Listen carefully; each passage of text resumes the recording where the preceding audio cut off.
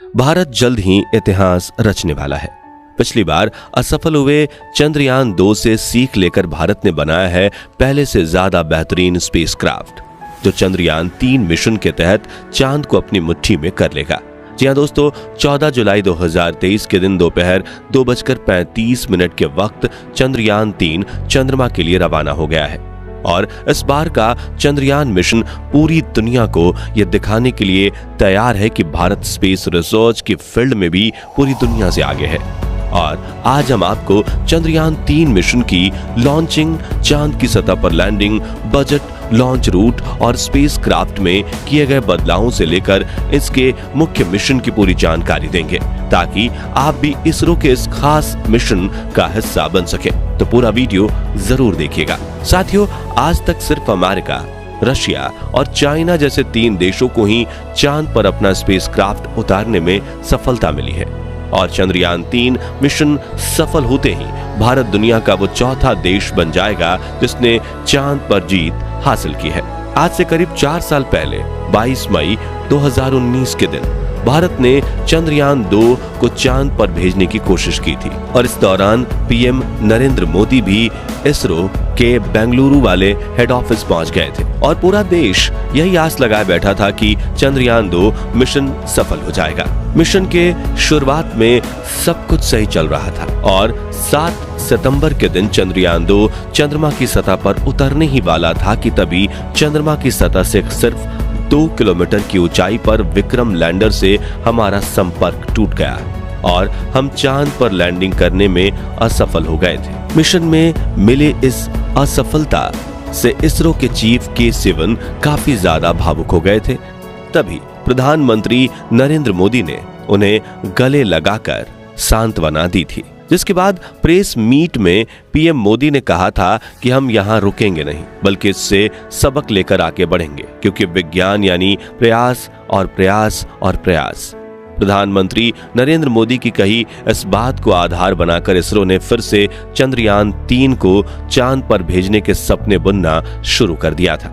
लेकिन उस वक्त हुई भूल को सुधारने में इसरो को पूरे 4 साल लग गए और अब उन्होंने पहले से ज्यादा एडवांस और पावरफुल स्पेसक्राफ्ट तैयार कर लिया है। दोस्तों, चंद्रयान 2 की नाकामयाबी से निराश होने की बिल्कुल भी जरूरत नहीं है, क्योंकि पृथ्वी के वातावरण से बाहर निकलकर अंतरिक्ष में जाना अपने आप में बड़ी चुनौती होती है।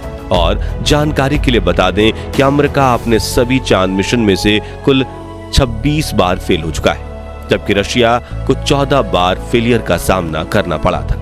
लेकिन भारत ने तो अपनी पिछली असफलता से इतनी बारीकी से सीख ली कि इस बार चंद्रयान 3 का सफल होना तय माना जा रहा है। इस विषय पर बात करते हुए इसरो के मौजूदा चीफ एस सोमनाथ ने कहा कि चंद्रयान 2 मिशन में भले ही हम असफल हुए थे, लेकिन बड़ी बात यह है कि हम इससे सीख लेकर आगे बढ़े हैं। आगे उन्होंने कहा कि असफलता मिलने का ये मतलब बिल्कुल नहीं कि हम कोशिश करना ही बंद कर दें। चंद्रयान 3 मिशन से भी हमें बहुत कुछ सीखने को मिलेगा और इस बार हम इतिहास रच देंगे।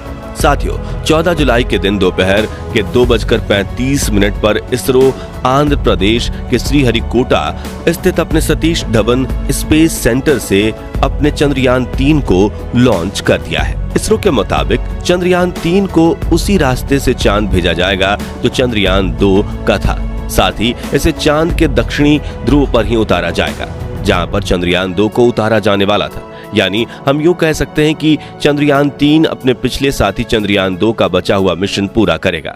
हालांकि दोस्तों, चंद्रयान 3 में कई बदलाव किए गए हैं, जैसे कि इस बार स्पेसक्राफ्ट में कोई ऑर्बिटर नहीं है, बल्कि इस वक्त हम एक प्रोपल्शन मॉड्यूल का इस्तेमाल कर रहे हैं, जो चंद्रयान 3 के लैंडर और रोवर को चांद की ऑर्बिट तक ले जाएगा, जहां इसे चंद्रयान 2 के उस ऑर्बिटर से कनेक्ट किया जाएगा जो पिछले 4 सालों से चांद के चक्कर काट रहा है। इसरो के इस मून मिशन के मुख्य 3 लक्ष्य हैं, जिसमें पहला है चंद्रयान 3 के लैंडर को चांद पर एक सॉफ्ट लैंडिंग करवाना, दूसरा है इसके रोवर को चांद की सतह पर चलाना और तीसरा चांद पर कुछ जरूरी साइंटिफिक रिसर्च करना। आइए अब एक एक करके इन तीनों के बारे में विस्तार से जानते हैं। सबसे पहले बात करें लैंडिंग की, तो किसी भी स्पेसक्राफ्ट की 2 तरह से लैंडिंग होती है, हार्ड और सॉफ्ट।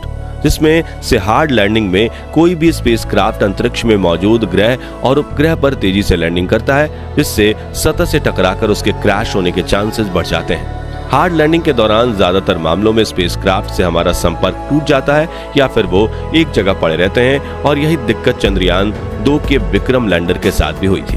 अब कोई भी स्पेस एजेंसी अपने स्पेसक्राफ्ट की हार्ड लैंडिंग नहीं करवाना चाहती, लेकिन कई बार तकनीकी दिक्कतों की वजह से ऐसी लैंडिंग हो जाती है और ज्यादातर मामलों में मिशन फेल हो जाता है। दूसरी तरफ सॉफ्ट लैंडिंग में कोई भी स्पेसक्राफ्ट ग्रह और उपग्रह पर बिल्कुल धीरे धीरे उतरता है, जिससे उसके डैमेज होने के चांसेस कम हो जाते हैं। और चंद्रयान 3 के लैंडर विक्रम को भी इस बार सॉफ्ट लैंडिंग के लिए तैयार किया गया है, जिससे इसके पार्ट्स डैमेज नहीं होंगे और ये अपना मिशन पूरा करके फिर से उड़ान भरकर ऑर्बिटर से आकर जुड़ जाएगा। दूसरे लक्ष्य यानी कि रोवर को चांद की सतह पर चलाने की बात करें तो इसके रोवर का नाम प्रज्ञान रखा गया है, जिसे लैंडिंग के बाद चांद की सतह पर उतार दिया जाएगा। इस रोवर में कई सारे नेविगेशन कैमरा, एनर्जी के लिए सोलर पैनल और कम्युनिकेशन के लिए एंटेना लगाए गए हैं और इसका वजन करीब 27 किलोग्राम है।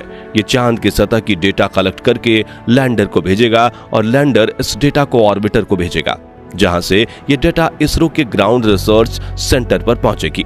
अब इस मिशन के तीसरे लक्ष्य यानी रिसर्च की बात करें तो चंद्रमा 3 का लैंडर चांद के उस दक्षिणी ध्रुव पर लैंड करेगा जहां आज तक कोई स्पेसक्राफ्ट नहीं गया। यहाँ पर लैंडर और रोवर मिलकर चांद के तापमान की जांच करेंगे, चांद पर होने वाली भूकंपीय घटनाओं की जांच करेंगे, साथ ही ये चांद के वातावरण में गैस और प्लाज्मा की जांच भी करेंगे। इसके अलावा कई सीक्रेट साइंटिफिक रिसर्चेस भी किए जाएंगे।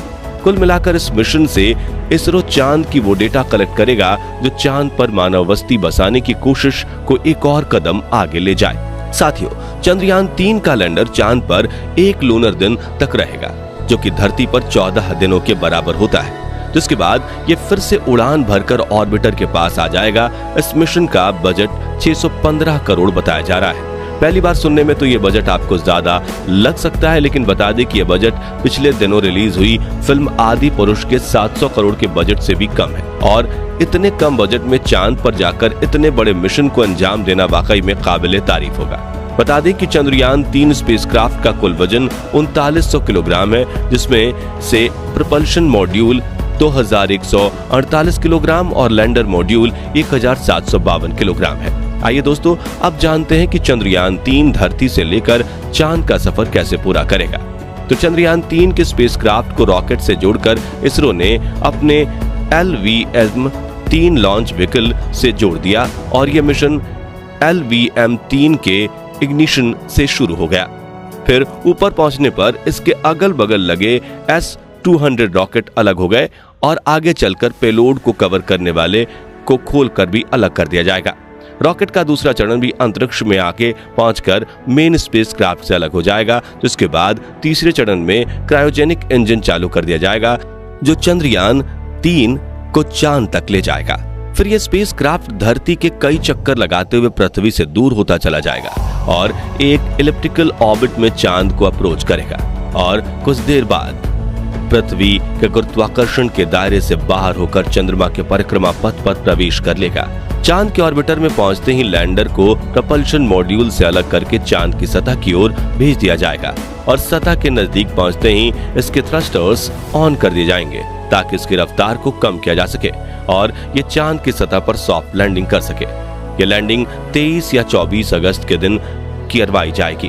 दोस्तों, आप में से कई लोग होंगे जो चंद्रयान 3 के लॉन्च को लाइव भी देख चुके होंगे। उनके लिए इसरो ने एक वेबसाइट जारी की थी और उस पर रजिस्ट्रेशन भी किया था, जहां जाकर आपने लाइव लॉन्च को देख लिया होगा। अगर आपने नहीं देखा तो आइए हम कुछ आपको दिखाते हैं।